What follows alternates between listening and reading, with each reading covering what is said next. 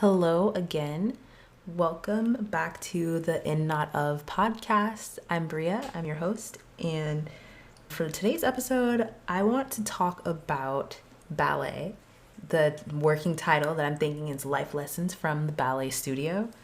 So, for a little background, I started ballet as an adult. I started ballet at 27 years old, which is kind of atypical and it's taught me so much about my body, but it's also taught me a lot that's not tied to the physical at all. So I guess first I'll give you a little bit of background on how I got into ballet at 27 in the first place. This was January of 2021. I started learning literally through Zoom, through the computer. I was entering my late 20s. I was feeling grateful for having literally survived 2020, because we all know that was a wacky time to be a person. And I had wanted to do ballet for probably half my life at that point.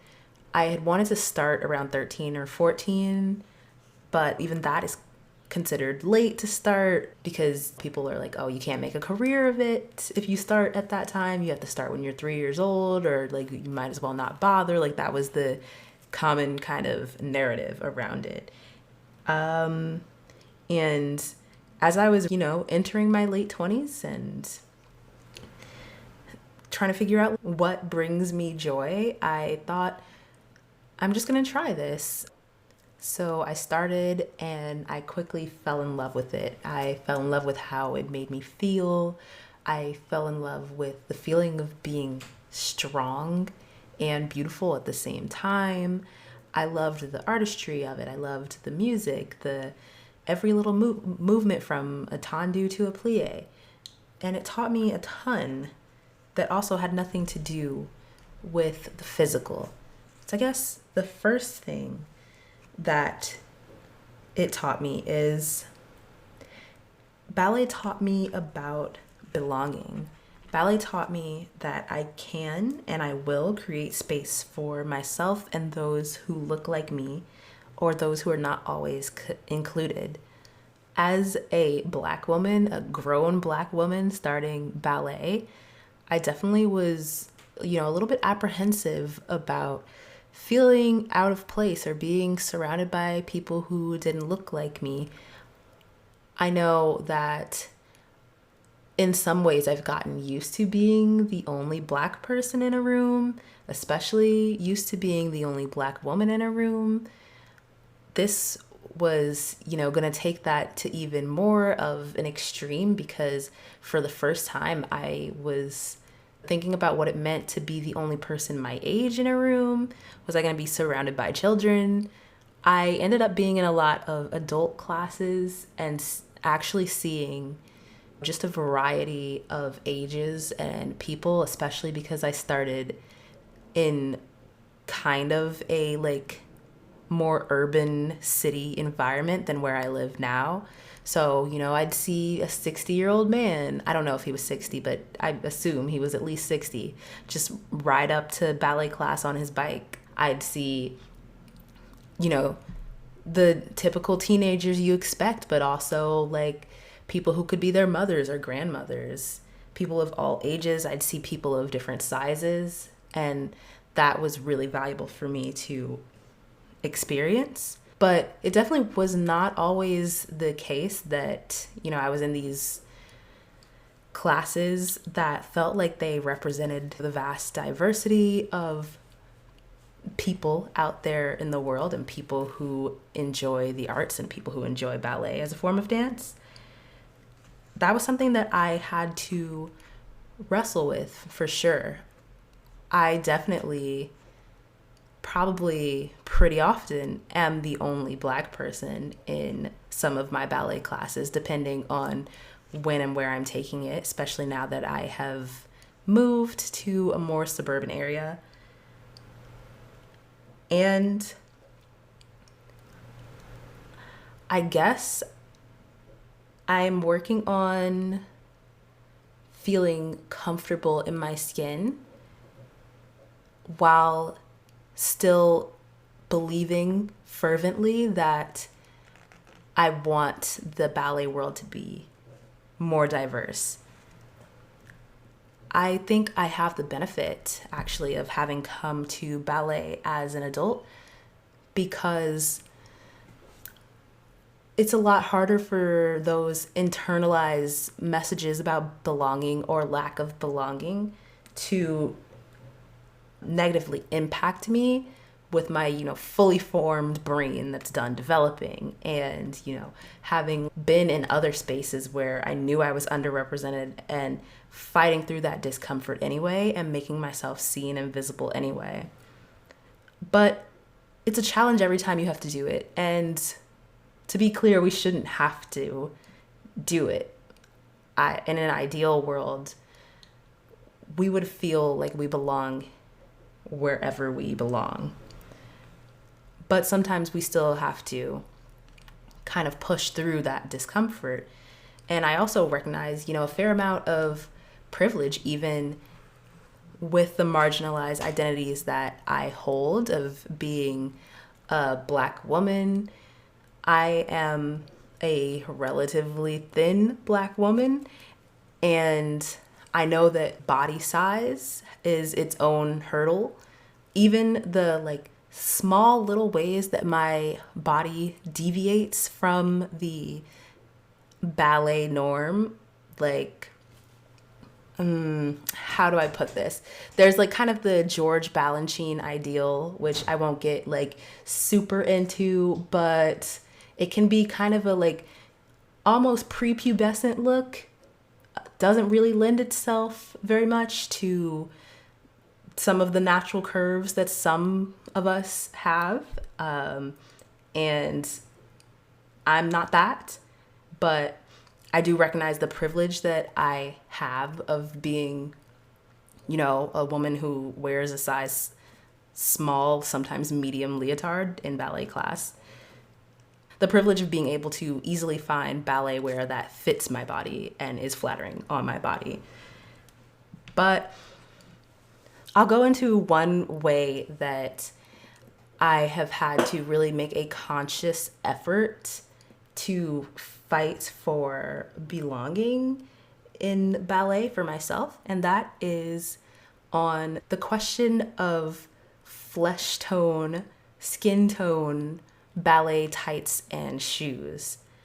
I knew going into ballet, into my first ballet class, I really thought that the look of brown tights on brown skin and brown ballet shoes on brown feet was gorgeous. I followed Dance Theater of Harlem on Instagram before I knew how to do a tendu or a plie myself, and I just loved seeing the representation of the way that their skin looks, the way that my skin looks, being shown as beautiful and professional and not just acceptable, but celebrated in classical ballet.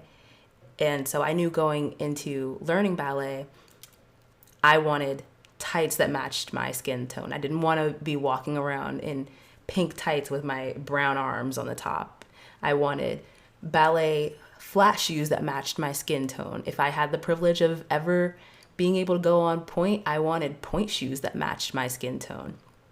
And I had to do a lot of digging. I had to, follow people on Instagram and see the brands that they tagged for their tights and their shoes. I would search on Discount Dance and look for inclusive dance wear. And I had to push through the discomfort of when you sign up for ballet class at a new studio and you see the dress code is black leotard and pink tights, knowing that, and this didn't always apply to the adult classes, but just seeing it in writing, knowing that I am not showing up in pink tights. I'm not showing up in pink shoes because that's not what I wear. I'm a grown woman paying however much I'm paying for a class there. If anybody says anything to me about it, I'll just leave and find another studio. I was adamant about this. And, it was a little bit of there was a little bit of a mental hurdle to know that like maybe I'm going against the grain with this. You know, I don't care. If it's good enough for Dance Theater of Harlem and School of American Ballet, it's good enough for me, a hobbyist, and I'm gonna wear my skin tone ballet wear. And lots has been said about like how the ballet world centers whiteness. There's a good book called Turning Point, Point with an E, by Chloe Angyal. I'll link it in the show notes that I read. That was really informative. Tons of people have said a lot about it, but suffice it to say, I really, really believe it's important to see more Black people in the ballet world. And this has been really something that I've been able to keep front and center and see how it applies to other areas of my life. When I follow Brown Girls Do Ballet on Instagram, at the time I was able to support through like a monthly subscription Collage Dance Collective, which is a basically like a Black owned dance collective in the South, I believe in Tennessee. If that's wrong, I'll come back in and correct it. But yeah, just basically like seeing the ways that we make space for ourselves in the ballet world, and the ways that even me as a hobbyist who have only been doing this for a couple of years make space for myself in the ballet world.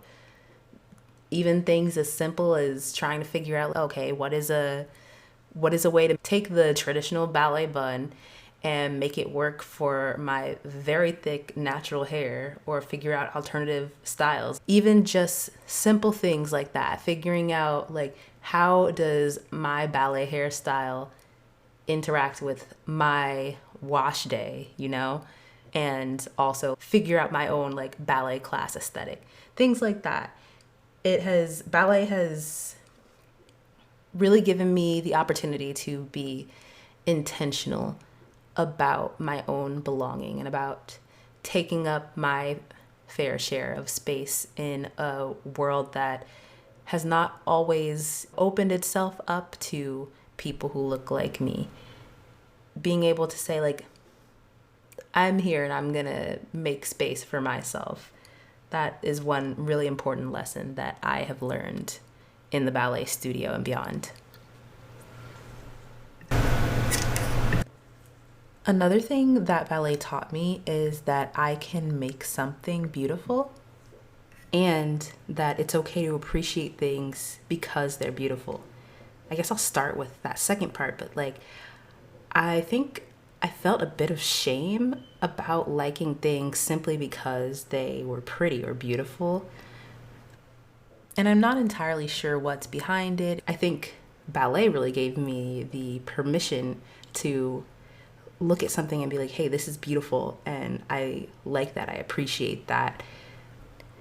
And I think that's amazing and really freeing to just give ourselves permission to enjoy beautiful things. The sense of calm that I get from watching ballet videos or looking at beautiful pairs of pointe shoes. I think there's a lot of pressure to, I guess, be into things that are serious, and it's okay to just like things because they're pretty. And I know I said that maybe I don't really know what's behind it, but sometimes I kind of connect it to working in design, and that being kind of a field where sometimes it feels like someone somewhere is defining, this is what beautiful design is, this is what good, clean design is. And sometimes it can just feel like whoever says it the most confidently with the most Twitter followers is kind of like dictating and defining what aesthetic beauty is. And so for me, it's really nice to be in a space where beauty feels removed from the professional definition, I guess, of like, this looks good and this doesn't. It feels like a space where I don't feel beholden to someone else's ideal or idea of what I should be trying to emulate, at least not in the same way. Another incredibly gratifying lesson about beauty that I've learned from ballet is that I can make something beautiful with just my body. I can create something beautiful. And this is an important one for me because I have always been a person who wants to make something, who wants to put a labor of love into something and have it be seen, read, heard, appreciated. And throughout my life, I have found different ways of doing that, some more successful than others, some more gratifying than others. I really thought I wanted to be a fashion designer, for example. Went to fashion school out of high school at 17. That didn't work out for me because I actually didn't like working with my hands, which I learned very quickly.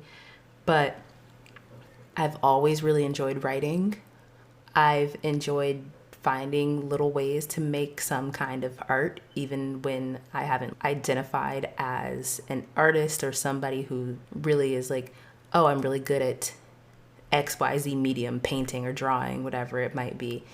Just, it's fun and exciting to have an idea and make something that I think is pretty.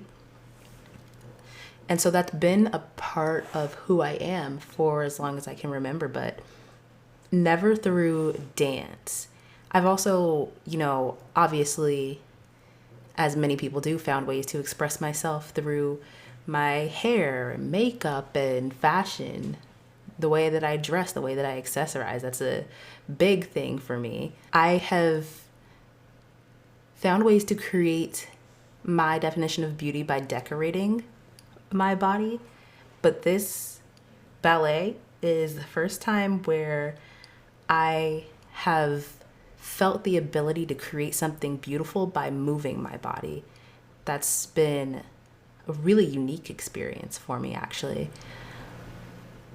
I have often just associated forms of movement with the process, to an unhealthy degree, honestly, of beautification of the body. Movement was a means to an end, a way to get sculpted muscles or calves or abs or whatever it might be. But the movement itself, the point of it wasn't beauty. The point of it wasn't enjoyment and the joy that I get from creating things. In the past, I would never feel about moving my body the way that I felt about writing, where it was worth doing just because I could put something beautiful together. It was always a means to an end. And it's been a really valuable lesson for me to learn that movement can be a way that I create beauty. My body can be not just this thing that I display, that I decorate, that I adorn, but this vessel through which I create something that I find beautiful. Not even about other people. Like, I don't perform ballet for anyone, for example, not even about other people seeing the way that I move and being like, oh, that's great. But just me feeling like I'm creating something beautiful with my body at almost 30 years old. Like, it's a new experience for me and it's a beautiful one. It's a lesson that I think I had to learn. It was time for me to learn. There's something about being able to see, I think this is beautiful, I think that's really pretty, and then being able to participate in it.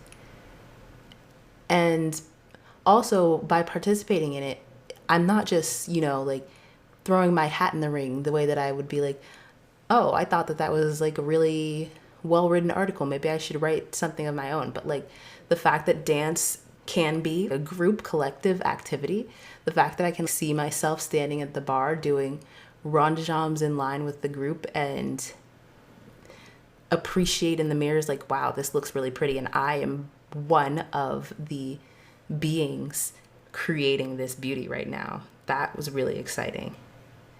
And I think there's something fundamentally human about it, like wanting to sing along to a beautiful song or dance with a group. And I've like sung before. That's also been a great experience for me. But this relationship with movement has been really empowering.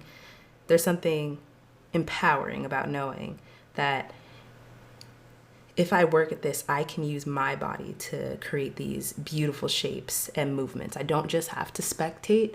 I don't just have to, dress a certain way and be a decoration. I can be physically a part of something beautiful.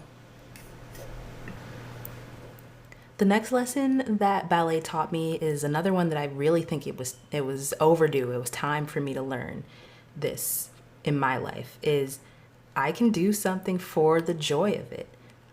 I can do something because I like it, because it makes me happy. So when I started ballet, I got questions, and honestly, I probably asked myself questions too. Like, what are you gonna do with it? Why ballet? Are you gonna perform? Is it just for exercise? What milestones did I want to check off? I was trying to come up with answers to these questions of like, why do ballet? What are you going to do with ballet? And I saw ballet influencers and thought like, oh, do I just have to get good enough at this to monetize it? Like, what is the end goal for ballet? And something that was really important for me, and that is more recent, I think, in the development of my relationship with ballet, is that the answer to what am I going to do with ballet is I don't know. And that is okay. And that's actually a good thing. As adults, we are often expected to have a plan for everything. We're expected to have this like concrete goal related to everything, especially the older we get. And we lose a little bit of that kind of beautiful inner child experience of play and doing something because it's fun, doing something because it brings you joy. It's not making you any money. It's not, helping you meet your future husband or future wife. It's not a means to an end. And it's okay to not have this like plan for what prize am I going to get at the end of this quest. For people like me who are into video games, what's the incentive? What's the reason behind it all? The reason behind it for ballet is that I love it. And I think up until really recently, I was kind of scared to admit that to myself and scared to own that. I do it because I love it. Will I ever perform? Who knows? Maybe not. Is it just a form of exercise? Absolutely not. Definitely not. I can't imagine being so into a form of exercise if it were just a means to an end or just a way to, make sure that I live long and have strong muscles and bones, I just love it. And I'm getting more comfortable saying, I just love ballet. I was talking to my therapist actually pretty recently about like how I didn't know what my next goal was for ballet. I had learned, so many different steps. I'd finally gotten pointe shoes. I'd been on Pointe for a year. So what was going to be my next big milestone that I'd check off? And at the end of that session, we came to the conclusion, oh, I don't have one, and that's fine. I don't have to be trying to figure out what's my next big move with it. I can just keep doing this because it makes me happy, and me being happy is a worthwhile pursuit. me feeling joy is a worthwhile use of time. I think especially as women, sometimes there can be a sense of guilt when you're doing something just because it makes you happy. It's not, for the good of the family or whatever. It's not to like stash away money for your kids' college savings. And sometimes we can get this idea that it's selfish to do something because we love it. And really, we need to be taking care of ourselves. I'm not a parent yet, but I would hope that when I have children, they see me spend time on things just because they bring me joy. I want to model that because that's what I would want for others. One thing I learned is the absurdity of the idea of it being too late. Just how wild that whole concept is, and yet how pervasive it is. I think especially for those of us, in our 20s, there's just this really strong sense of this has to be done by this date. I have to like establish myself. I have to prove myself. And probably a bit of that is just normal human development, becoming an adult, being seen as an adult, and wanting to really like prove that you're okay, you're a grown-up, you did it, But we as a society put a lot of pressure on ourselves to have ourselves figured out and defined and established, to have this narrative of our life be this complete story that's basically done by the time that we're, if not 30, like 35. We have this need to tell everybody who we are and stick with that story, that narrative, relatively early in the grand scheme of how long the average human is blessed to live on this planet. But before we hit the halfway mark, we're like, okay, that's it. That's the story. I put a lot of pressure on myself to have this complete narrative of who I am really early. I see people around me and I think that they have established who they are faster than I've established who I am, that they have this cohesive narrative of they did this at age 18 through 19, then they were like a prodigy in their design field from age 19 to 26, and then they became like the head of everything design related from like 27 to 30, and then that's it. Like that's the story. And that's really early to think, okay, well, I need to have a total narrative of who I am by age 30. And I have held myself to that standard. I have really for a long time given myself just completely arbitrary deadlines. When I was 22, I was like, I need to be pregnant by 26, and then I need to get pregnant again at 28, and then I'll have one more at 30. Like I just had this just irrational timelines, truly irrational timelines for how I needed to divide up the chapters of my life and check things off of a list, which is bonkers, actually. And it's not how life works. And I think it reflected a lack of emotional maturity on my part. I think I've had to grow into the idea that there's not a set timeline during which I need to prove anything to anyone.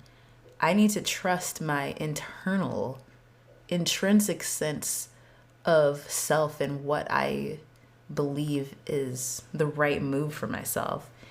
And that is going to get me where I need to go at the timeline that I need to go. So detaching yourself from external timelines, kind of a long-winded way to bring it back to ballet, but there's a sense of starting late in ballet, and I think it's actually one of the like prime examples of where this external timeline gets very, very early on imposed onto people, children specifically. And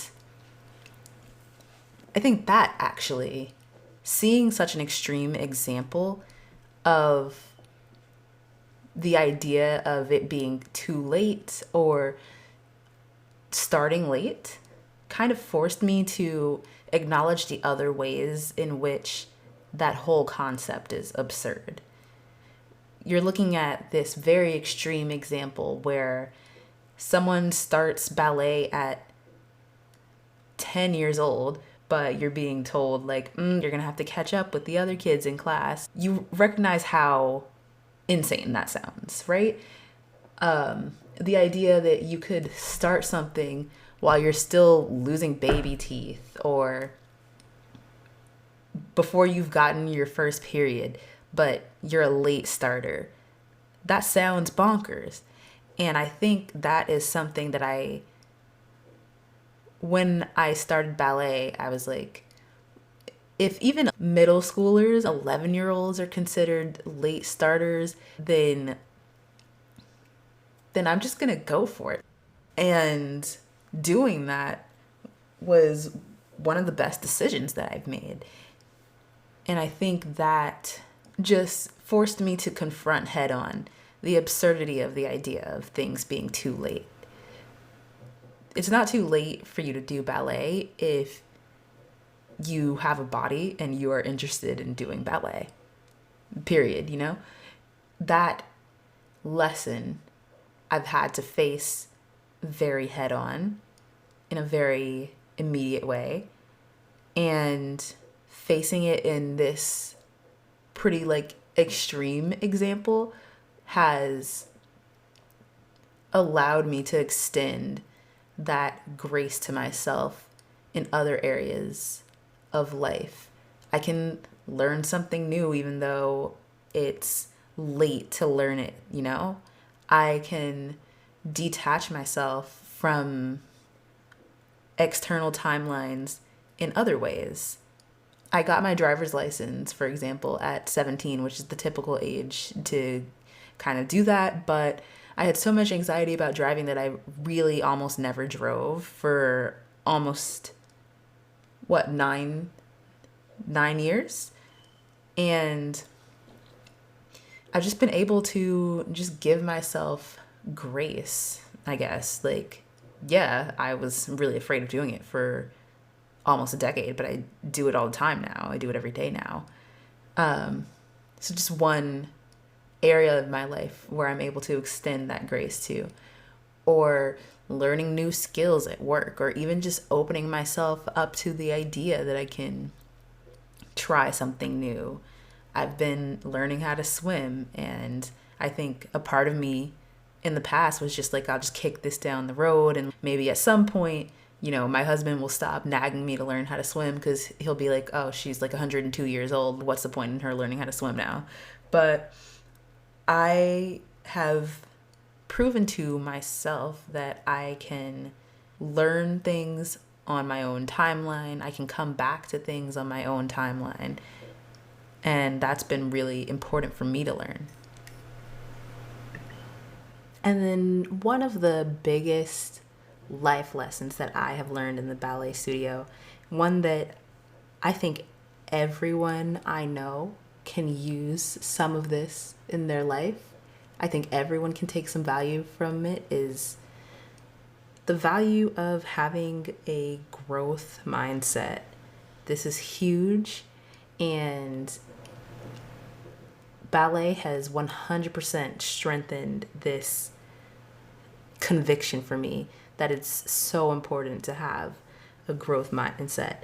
It has taught me in this like visceral, physical, mental, emotional way that yes, it is okay and maybe even good to be bad at something at first and to get better. And this was really important for me to learn. I have been a chronic overachiever. It's been a theme my whole life. From as young as elementary school, I've just really felt this unhealthy need to be the best at things, really not liking doing, things at PE if I wasn't good at them, and then just writing off like all of gym class or PE because I didn't like not being the best one or not being good at it. I carried this through so much of my life. The kind of classes that I would take because I knew that I was already good at them and could get a good grade at them. As late as college, so I went to UC Berkeley, and there was this sort of website you could look at on that was like the grade distribution from previous people who had taken the course. You could see how many people took the class, and of like the people who took the class, how many people got A's. And so what I would sometimes do when I was really on the fence about taking a class is I would look at the distribution of people who got an A, a B, a C, an A minus, because I got that granular. And I would calculate just based on like pure numbers, what is my percentage chance of getting an A in this class? And it was to that degree, like even A minus, like I would be like, I'm not really even going to count that. I'm going to count that as a failure, So I would go through and I would calculate how many people got A's or A pluses in this class. Statistically, how likely is it that I get an A or an A plus in this class? And if it was too low, that would make me not take the class if it was an optional class. And I would find another class where I could get an A. And, looking at that back now, that's, some people might think like, oh, that's an impressive amount of like pre-planning. But I am honestly a little embarrassed by it because it was me boxing myself in. It was me thinking that it was such a bad thing if I got an A minus or a B plus or a B, that I didn't want to explore that class or learn those things. And to be fair, like, I'm sure not all of that is my fault, like being a Black woman, knowing that the world can be pretty harsh on us and that a lot of the time perfection is expected of you, even when it's not expected of others. And there's a lot of pressure to prove yourself. I understand a little bit of where I was coming from in just holding myself to an unrealistically high standard because I knew that the world would also hold me to a crazy high standard. But some of it was my own internal fear of not being excellent. And ballet has been this place where I don't have to have that, and where it would be futile for me to have that, because I started at 27. I'm not going to be Misty Copeland ever in my life. And going into it with that mindset of I'm here and I have to decide why I'm here, because I know it's not to be the best in the class. That's not why I signed up. I want to learn. This is something that I have no idea how to do. When I first started, I don't know the positions of my feet. Like, I need to be told everything, and I need things explained to me. Not even like I'm 5, like I'm 2.5. Like, I'm just learning what feet are, because that's how difficult ballet was at first for me, especially as someone with zero dance background.